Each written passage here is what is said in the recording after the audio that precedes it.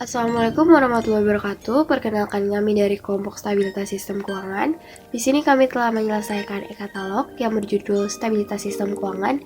Kami dari Universitas Negeri Jakarta dengan program studi Pendidikan Ekonomi angkatan 2022. Selanjutnya kita masuk ke bagian data pengantar. Alhamdulillahirobbilalamin, dengan kehadiran Tuhan Yang Maha Esa yang telah memberikan kemudahan dalam menyusun e-katalog ini yang membahas tentang stabilitas sistem keuangan dari mata kuliah Bank Sentralan dan lembaga keuangan dengan baik dan tepat waktu. Tak lupa juga kita ucapkan terima kasih kepada Ibu Siti Fatimah Zahra selaku dosen pengampu dari mata kuliah Bank Sentralan dan lembaga keuangan. Tak lupa juga kepada anggota kelompok dan rekan-rekan semua yang telah membantu dalam menyelesaikan e-katalog ini. E-katalog ini masih jauh dari kata sempurna, kami mengharapkan kritik dan saran yang membangun dari para pembaca. Semoga e-katalog ini dapat menjadi lebih baik di masa yang akan datang. Jakarta 14 Mei 2023, tim penyusun. Selanjutnya kami akan memperkenalkan anggota kami terlebih dahulu, yang terhormat Ibu Siti Fatimah Zahra SEIMS selaku dosen pengampu mata kuliah Bank Sentralan dan lembaga keuangan. Lalu ada Andi Nitira Putri dengan NIM tertera, lalu ada Fariza Kartika Aprilia dengan NIM tertera, lalu ada Kofilia Sapira dengan NIM tertera, lalu ada Putri Soleha dengan NIM tertera, lalu ada Galuh Rahayu Kurniasari dengan NIM tertera, lalu ada Tajul Fuzari dengan NIM tertera, lalu ada Rizky Maulalan dengan NIM tertera, lalu ada Adam Ramadan dengan NIM tertera, lalu yang terakhir ada Duta Ramadan dengan NIM tertera. Selanjutnya ada table of content. Di sini kita akan membahas 5 pembahasan. Yang pertama yaitu tentang definisi stabilitas sistem keuangan. Kedua, indikator stabilitas sistem keuangan di dunia. 3. Kebijakan mencapai stabilitas sistem keuangan. 4. Indikator sistem keuangan di Indonesia. Dan yang terakhir yaitu yang kelima, Komite Stabilitas Sistem Keuangan.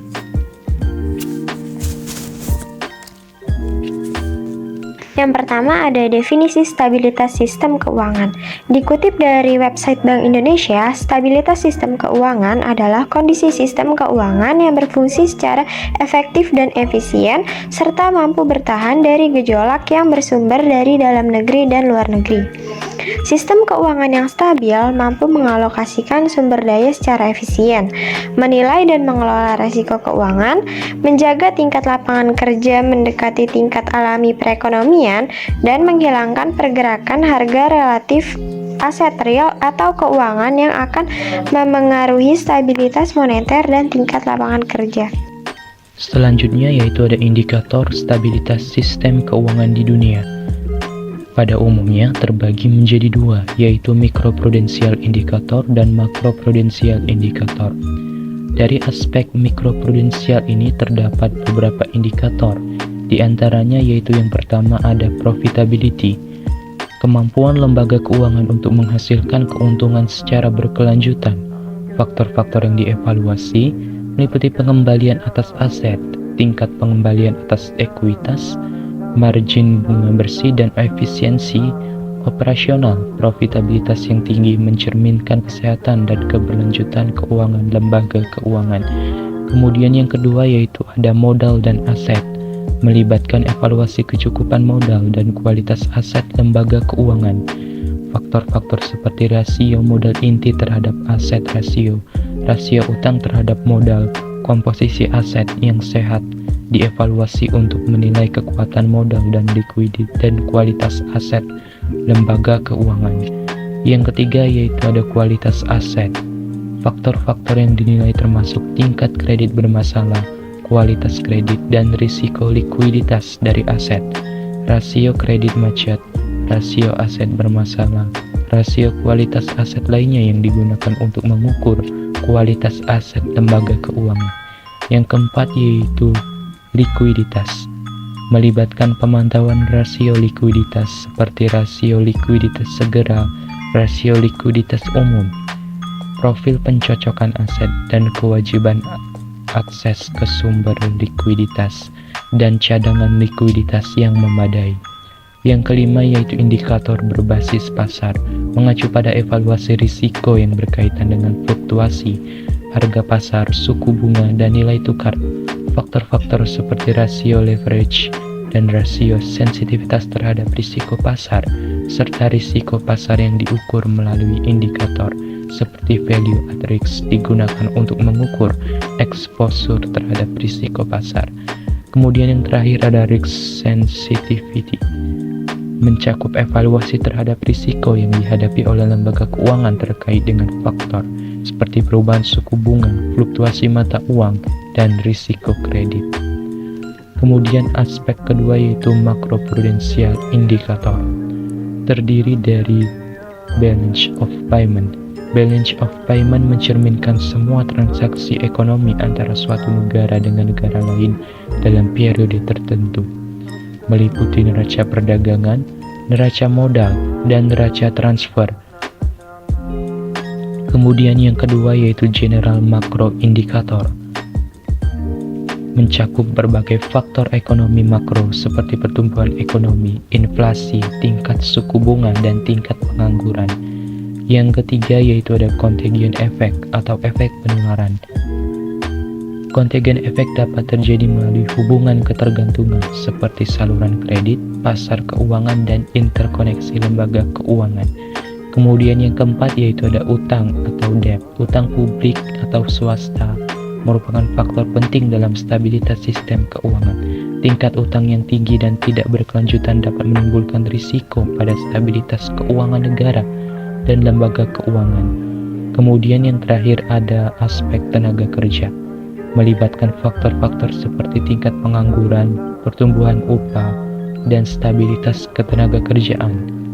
Indikator-indikator makroprudensial tersebut digunakan oleh otoritas pengawas dan lembaga keuangan untuk mengidentifikasi potensi risiko, menganalisis stabilitas sistem keuangan. Selanjutnya yaitu kebijakan mencapai stabilitas sistem keuangan. Ada beberapa kebijakan yang dapat diberlakukan untuk mencapai stabilitas sistem keuangan. Yang pertama yaitu kebijakan mikroprudensial. Kebijakan mikroprudensial adalah kebijakan dalam mengawas dan menjaga individual institusi keuangan dari risiko sistemik dan mencegah timbulnya risiko lainnya. Yang kedua yaitu kebijakan makroprudensial. Nah, kebijakan makroprudensial adalah kebijakan Bank Indonesia yang ditetapkan dan dilaksanakan untuk mencegah dan mengurangi risiko sistemik, mendorong fungsi intermediasi yang seimbang dan berkualitas, meningkatkan efisiensi sistem keuangan dan akses keuangan dalam menjaga stabilitas sistem keuangan. Selanjutnya yang ketiga yaitu kebijakan moneter. Kebijakan moneter adalah kebijakan yang dikeluarkan oleh Bank Sentral yang dapat membantu menjaga stabilitas ekonomi dengan mengendalikan inflasi dan mengelola tingkat suku bunga. Yang keempat yaitu kebijakan fiskal. Kebijakan fiskal adalah kebijakan tentang perpajakan, penerimaan, utang piutang, dan belanja pemerintah dengan tujuan untuk menjaga pengeluaran dan penerimaan negara agar terciptanya kestabilan. Yang kelima yaitu capital controls. Capital controls adalah salah satu opsi kebijakan terhadap pengendalian modal yang masuk yang mungkin diberlakukan dalam keadaan darurat sesuai kondisi tertentu. Dan kebijakan terakhir yaitu infrastruktur sistem keuangan. Infrastruktur sistem keuangan merupakan sistem multilateral yang menyediakan jasa untuk melakukan perdagangan, clearing, settlement, pelaporan, dan pencatatan sehubungan dengan transaksi pembayaran surat berharga, derivatif, dan transaksi keuangan lainnya. Selanjutnya ada indikator sistem keuangan di Indonesia.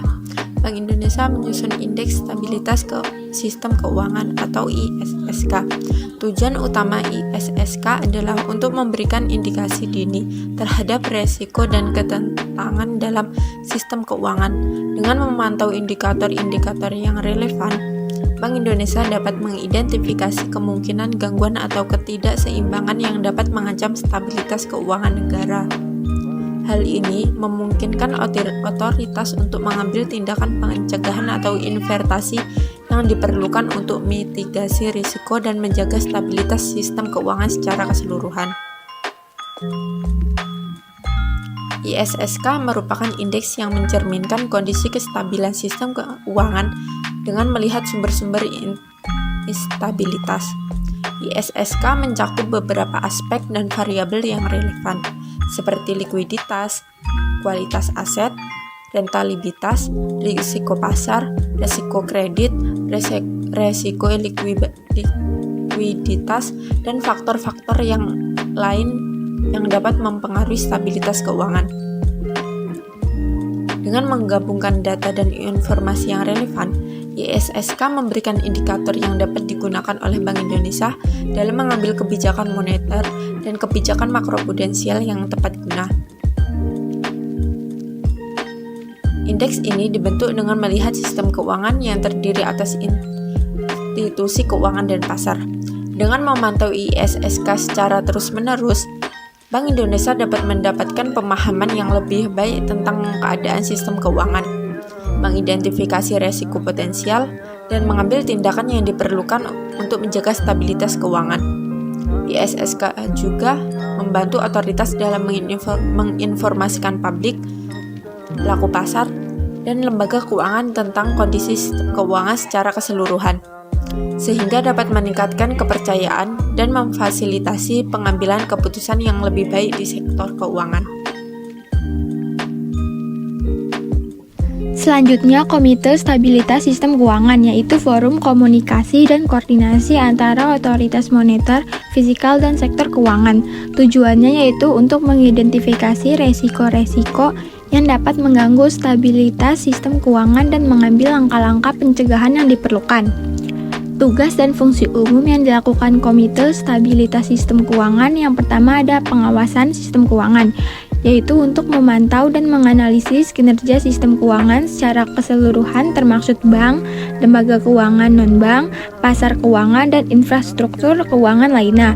Yang kedua ada evaluasi resiko dan pemantauan, yaitu untuk mengevaluasi resiko dalam sistem keuangan seperti resiko kredit, resiko likuiditas, resiko pasar, dan resiko operasional. Yang ketiga ada koordinasi kebijakan, yaitu bekerja sama dengan bank sentral, otoritas pengawas keuangan, dan instansi pemerintah untuk mengkoordinasi kebijakan yang berhubungan dengan stabilitas sistem keuangan.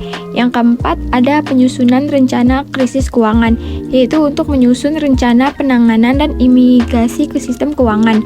Yang kelima ada komunikasi dan publikasi informasi, yaitu untuk menyampaikan informasi mengenai stabilitas sistem keuangan kepada publik. Yang terakhir ada kerjasama internasional, yaitu bekerjasama dengan komuter serupa tingkat internasional untuk bertukar informasi, berbagai pengalaman, dan mengembangkan standar keuangan secara global. Selanjutnya ada kesimpulan. Untuk kesimpulannya yaitu, stabilitas sistem keuangan sangat penting untuk kesehatan ekonomi suatu negara dan kemakmuran masyarakat. Ketika sistem keuangan stabil, ada kecenderungan untuk tercipta pertumbuhan ekonomi yang berkelanjutan dan stabilitas harga. Selain itu, krisis keuangan dapat mengancam stabilitas sistem keuangan. Beberapa contoh krisis keuangan termasuk gelembung aset yang meletus, seperti krisis perumahan tahun 2008, kebangkrutan lembaga keuangan besar, atau krisis mata uang. Faktor-faktor seperti ketidakseimbangan ekonomi, regulasi yang lemah, dan praktik keuangan yang meragukan dapat memicu krisis semacam itu. Regulasi yang kuat dan efektif merupakan salah satu kunci dalam menjaga stabilitas sistem keuangan. Regulator keuangan bertugas memantau dan mengatur lembaga keuangan serta memastikan mereka mematuhi aturan yang ada. Regulasi yang kuat dapat membantu mencegah risiko sistemik dan kegiatan spekulatif yang berlebih. Untuk selanjutnya itu ada bagian saran. Untuk membuat regulasi yang lebih ketat dan efektif, perlu mengawasi sektor keuangan dan memastikan kepatuhan terhadap standar keuangan yang sehat, seperti mengawasi lembaga keuangan, membatasi resiko, dan mendorong transparansi dalam pelaporan keuangan. Dan pengawasan yang efektif agar memperkuat lembaga pengawasan keuangan untuk mengidentifikasi resiko sistemik dan mencegah terjadinya krisis keuangan. Lembaga seperti bank sentral dan otoritas pengawas keuangan harus memiliki kewenangan dan sumber daya yang cukup untuk melakukan pengawasan secara efektif.